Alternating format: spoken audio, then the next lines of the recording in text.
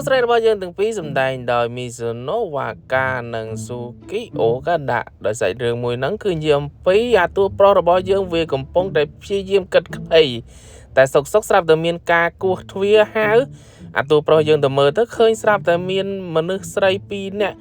មកគោះទ្វារហ្នឹងអត់ដែលស្គាល់សោះដល់តែមកអូកាឡានិយាយបែប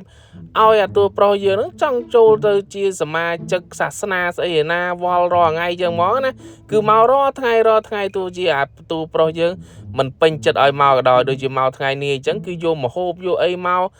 ឲ្យញ៉ាំឲ្យអីគឺគោលបំណងនៅតែអូកាឡាឲ្យចូលសាសនាគេនឹងឯងហើយអញ្ចឹងហើយអាតួប្រុសរបស់យើងថ្ងៃនេះគឺជាថ្ងៃដែលផ្្លាត់ស្នៀតយប៉ែនោះមកតែឯងម៉ែនោះមកតែឯងខ្ចាយមួយអីចឹងហ្មងទៅហើយដល់ទៅថ្ងៃទី2ហ្នឹងកូនក៏មកម្ដង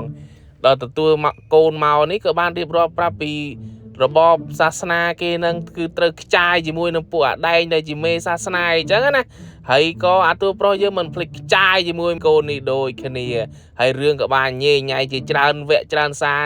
ក៏ពិតមែនតែចុងបញ្ចប់គឺការជួបជុំ3នាក់នេះគឺជោគជ័យហ្មងធ្វើឲ្យវាខ្ចាយរួមគ្នាបែបខ្ចាយលើខ្ចាយវល់អត់បើចង់ដឹងថាវល់ឬមិនវល់កម្រិតណាកុំភ្លេចទៅ search មើលខ្លួនឯងទៅអក្សរពណ៌ស្វាយលុតចុះលុតឡើងហ្នឹងគឺជាលេខកូដធានាឲ្យថា